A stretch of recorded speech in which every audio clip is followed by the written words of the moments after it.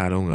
ရန်ကိုတာရလာပါတဲ့ရွာလေးတွေပါရှိတာပေါ့ကွယ်အဲ့ဒီရွာမှာ villager လေးကပျော်ရွှင်စွာနဲ့နေထိုင်ကြတာပေါ့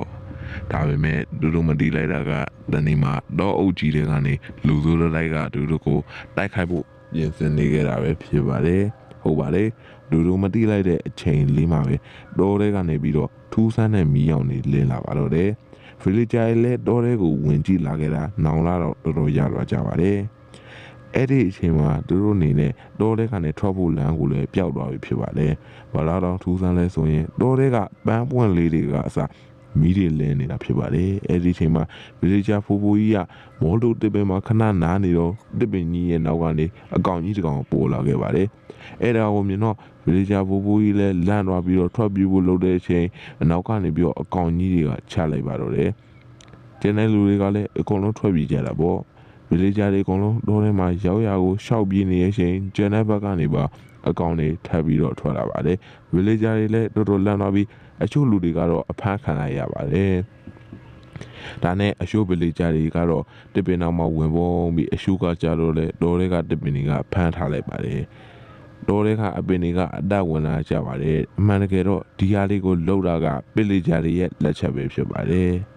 ဒါပေမဲ့ villager တွေကဒါတွေကိုလှုပ်ပြီးသူတို့ကိုယ်တိုင်တော့ပြန်မထိန်နိုင်တဲ့အဆင့်ကိုရောက်သွားခဲ့ပါတယ်ကျွာသားတွေကလည်းတောထဲမှာပတ်ပြီးနေခဲ့ပြီးတောကြီးတစ်ခုလုံးကတော့မီးလောင်ပြီးပျက်စီးမဲ့အခြေအနေကိုရောက်နေပါတော့တယ်အဲ့ဒီအချိန်မှာ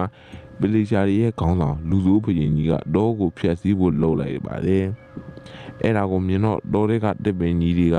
လူကိုမတိုက်ခိုက်နိုင်တော့ဘဲနဲ့ချက်ချင်းလေးကြကုန်ပါတယ်အဲ့လိုဖြစ်ရတဲ့အကြောင်းရင်းကတော့မူနာကတစ်ပင်အကောင်ကြီးတွေရဲ့အတက်ကလူစုကောင်းဆောင်ကြီးခုတ်လိုက်တဲ့အပင်နေစီမှာရှိတာမလို့ပဲဖြစ်ပါတယ်ဒါကိုသိတဲ့လူစုကောင်းဆောင်ကတောထဲကနေပြီးတော့အပင်တွေကိုလိုက်ခုတ်ပါတော့တယ်ရွာသားတွေကတော့တောထဲမှာမီးလောင်ပြီးတော့ပိတ်မိနေကြပါတယ်အချို့ရွာသားတွေကြတော့လေတစ်ပင်ပေါ်မှာဖမ်းမိသွားတယ်အဲ့ဒီအချိန်မှာ villager တယောက်ကတော့သူကိုယ်သူကာကွယ်နိုင်မှုအတွက်ဘလော့ရည်နဲ့ကာထားရပါတယ်နောက်ဆုံးကြံရှိတဲ့တစ်ပင်မကောင်းစူးဝါးတွေကလည်းတေးမဲ့အခြေအနေကိုရောက်ရှိလို့နေပါတော့တယ်အဲ့ဒီနောက်မှာတော့ရွာသားကလည်း villager တွေနဲ့တွားပြီးတော့ချရပါတော့တယ် villager ခေါင်းဆောင်ကြီးကလည်းစူပါဆွားထက်တဲ့ပစိန်ကြီးကိုကင်ထားခဲ့ပါတယ် villager ခေါင်းဆောင်ကြီးကမင်းကတာမန်ရွာသားတယောက်ငါကိုမနိုင်ဘူးလို့ပြောတဲ့ရှေ့ villager ကနေပြီးတော့သူ့ရဲ့ဘုံလေးနဲ့အပင်လေးကိုအတက်တွင်းလိုက်ပါတယ်အဲ့လိုအတက်တွင်းလိုက်တဲ့အကျိုးကျေးဇူးကြောင့်အဲ့ဒီတစ်ပင်လေးလေးကအီယာမတိုက်တန်အကောင်ကြီးတကောင်အဖြစ်ပြောင်းလဲသွားပါတယ်အဲ့ဒါကိုမြင်တဲ့ villager တွေကအရန်ကိုမှကိုအံ့ဩသွားပြီးတော့ကြောက်မှတ်သွားခဲ့ပါတယ်အဲ့လိုဖြစ်သွားရတဲ့အကြောင်းရင်းကတော့ villager ရဲ့လက်ချက်ကြောင့်ပဲဖြစ်ပါတယ် villager ရဲ့လက်ထဲကကင်ထားတဲ့ဟာ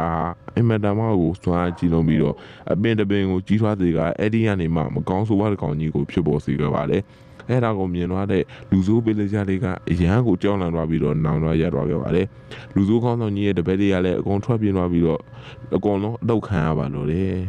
အင်အားကြီးလုံးနဲ့မကောင်းဆိုးဝါးကြီးဖြစ်တာကြောင့်ဘယ်သူမှရှင်ပြီးမတိုက်နိုင်ခဲ့ပါဘူး villager ကတော့သူ့ကိုယ်သူအောင်မြင်သွားပြီလို့မှတ်ယူထားခဲ့ပါတယ်ဒါပေမဲ့လူစုခေါင်းဆောင်ကြီးကအပင်ကြီးရဲ့အဓိကအတက်ဖြစ်တဲ့တင်ငုံလေးကိုခုတ်ဖို့ကြမ်းနေတဲ့ချိန်လူစုခေါင်းဆောင်ကြီးက villager ကိုပါတစ်ခါမြင်သွားခဲ့ပါတယ်လူစုခေါင်းဆောင်ကြီးရဲ့ရီမန်းချက်ကတော့အဲ့ဒီမကောင်းဆိုးဝါးကြီးရဲ့အဓိကအတဲနှလုံးဖြစ်တဲ့တစ်ပင်ရတတုံးလေးကိုရအောင်ခုံနိုင်ဖို့ဖြစ်ပါတယ်အဲ့လိုဒါသူခုံနိုင်ခဲ့မယ်ဆိုရင်တော့လူကဒီတိုက်ပွဲကြီးကိုအနိုင်ရတော့မှာပါဒါပေမဲ့အဲ့ဒီရဲ့ဘေးမှာ villager လည်းရှိနေကြပါပဲ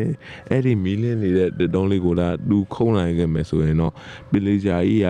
အဲ့ဒီမကောင်းဆိုးဝါးကြီးကိုဖျက်ဆီးနိုင်တော့မှာပါအဲ့ဒီလိုခုံနိုင်မဲ့အချိန်မှာပဲ villager ကနေပြီးတော့သူ့ရဲ့နောက်ဆုံးလက်နက်နဲ့အဲ့ဒါကိုလှမ်းပြီးတော့ပြစ်ချလိုက်ပါတယ်ပြစ်ချလိုက်တဲ့ချိန်လေတွေကနေပြီးတော့အောက်ကိုကျလာတဲ့ villager ဟာလည်းအောက်ကိုလုံးမကျတော့ဘဲနဲ့တစ်ပင်ကိုတွားညှိတယ်လို့ဖြစ်သွားပါတယ်အဲ့လိုတစ်ပင်ကအဲ့ရနေမှာအတက်ဝင်သွားပြီးတော့ဦးနာကလူစုခေါင်းဆောင်ကြီးကိုဖမ်းထားလိုက်နိုင်မှာတော့တယ်လူစုခေါင်းဆောင်ကြီးကတစ်ပင်ကိုမခုံနိုင်တော့ပဲနောက်ဆုံးမှာတော့မကောင်းဆိုးဝါးကြီးကဖမ်းပြီးတော့လွှတ်ပြလိုက်ပါတော့တယ်အဲ့ဒီနောက်မှာတော့လူစုခေါင်းဆောင်ကြီးလည်းစက်ကြဝင်လာတဲ့ကိုဝင်ရောက်ပြီးပြောက်သွားပါတော့တယ်နောက်ပြီးမှတော့တစ်ပင်နေနဲ့ရွာသားတွေလည်းအကုန်လုံးပြန်လွတ်လာပြီးပျော်ရွှင်စွာရှင်တွဲနေထိုင်ပါတော့တယ်